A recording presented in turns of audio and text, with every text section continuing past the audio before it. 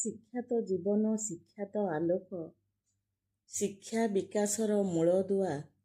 ଶିକ୍ଷିତ ହୋଇଲେ ପ୍ରତ୍ୟେକ କ୍ଷେତ୍ରରେ ନିଜକୁ କରିବା ଆଗୁଆ, ନିଜକୁ କରିବା ଆଗୁଆ। ଶିକ୍ଷା ହେଉଛି ସଭ୍ୟତାର ଜ୍ୟୋତି, ଶିକ୍ଷା ହେଉଛି ଜ୍ଞାନର ଆଲୋକ, ଶିକ୍ଷା ହେଉଛି ଦାରିଦ୍ର୍ୟ ଦମନକାରୀ ଅନ୍ୟତମ ଶକ୍ତି। ଶିକ୍ଷା ବିନା ମଣିଷ ପଶୁତୁଲ୍ୟ ଅଟେ। ଯେଉଁଠି ଶିକ୍ଷାର ଅଭାବ ଘଟିଛି ସେଠି ଅଜ୍ଞାନ ଅନ୍ଧକାର ଭରି ରହିଛି।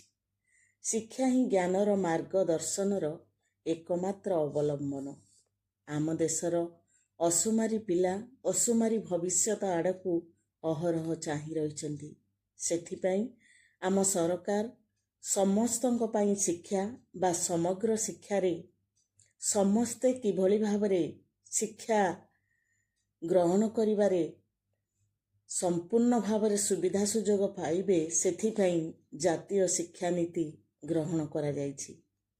ଏଥିମଧ୍ୟରେ କୌଣସି ପିଲା ଯେପରି ଶିକ୍ଷାରୁ ବଞ୍ଚିତ ନ ରହିବ, ସେଥିପାଇଁ ଶିକ୍ଷା ସଚେତନତା ରାଲି, ସ୍ଲୋଗାନ, ଶିକ୍ଷାବର୍ଷ ଆରମ୍ଭରୁ ଏଇଭଳି କାର୍ଯ୍ୟକ୍ରମ, ବିଦ୍ୟାଳୟକୁ ଆକର୍ଷଣୀୟ କରିବା ପାଇଁ ବିଭିନ୍ନ ପ୍ରକାର ଯୋଜନା, ଏଇଭଳି ବିଭିନ୍ନ ବିଧି ବ୍ୟବସ୍ଥା ସବୁ ଆମ ସରକାରଙ୍କ ତରଫରୁ ଗ୍ରହଣ କରାଯାଇଛି।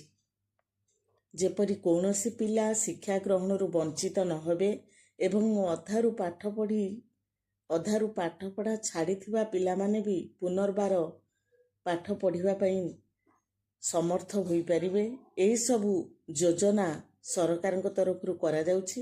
କାରଣ ସମସ୍ତଙ୍କୁ ଶିକ୍ଷା ବା ସମଗ୍ର ଶିକ୍ଷାରେ ପ୍ରତି ପିଲା ଯେଭଳି ଭାବରେ ଗୋଟେ ମୌଳିକ ଶିକ୍ଷା ଏବଂ ସଂଖ୍ୟା ଜ୍ଞାନ ଉପରେ ତାଙ୍କର ଧାରଣା ରହିବା ଆବଶ୍ୟକ। ଆମେ ଦୈନନ୍ଦିନ ଜୀବନର ପ୍ରତି କ୍ଷେତ୍ରରେ ଆମେ ଶିକ୍ଷାର ଆବଶ୍ୟକତାକୁ ଉପଲବ୍ଧି କରୁଛନ୍ତି। ତେଣୁ ସରକାରଙ୍କର ଏଇଭଳି ପଦକ୍ଷେପ ପ୍ରକୃତରେ ସ୍ୱାଗତଯୋଗ୍ୟ।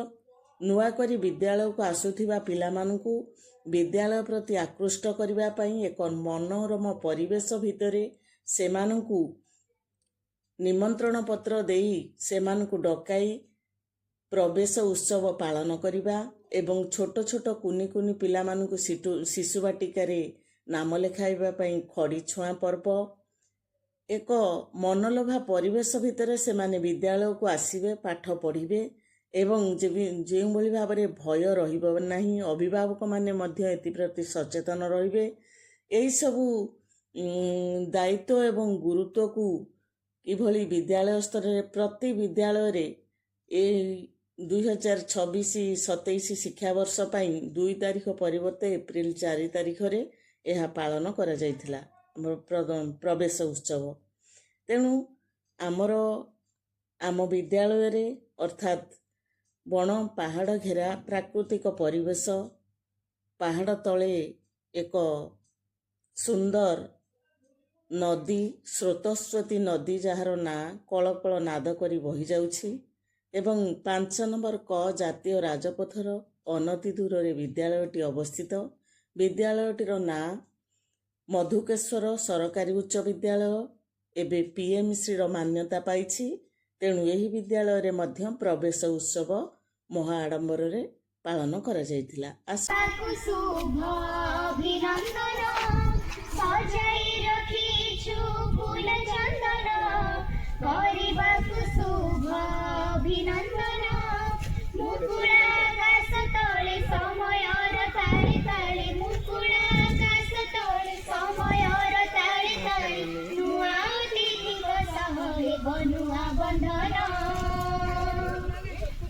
नाची उठे छम छम, मन गाई जाए झम झम।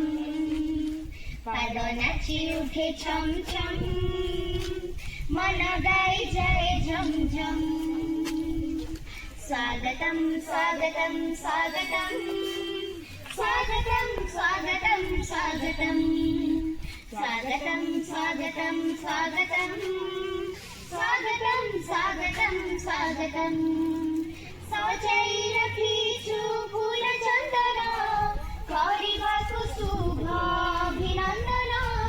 सजाई रखिछु फूल चंदन, କରିବାକୁ शुभ अभिनंदन।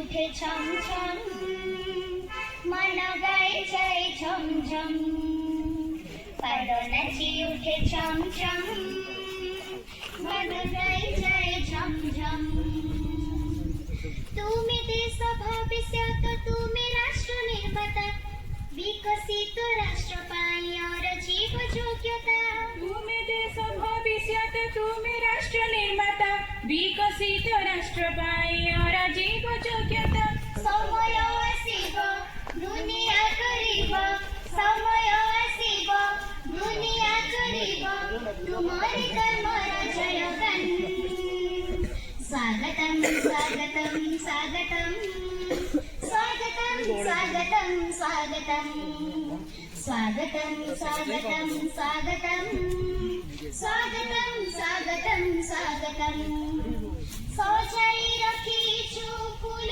चंदन କରିବାକୁ शुभ अभिनंदन सजाई रखिछु फूल चंदन କରିବାକୁ शुभ अभिनंदन मुकुड़ा आकाश तले समयर ताले ताले मुकुड़ा आकाश तले समयर ताले ताले नुआ अतिथि ହେବ ନୂଆ ବନ୍ଧନ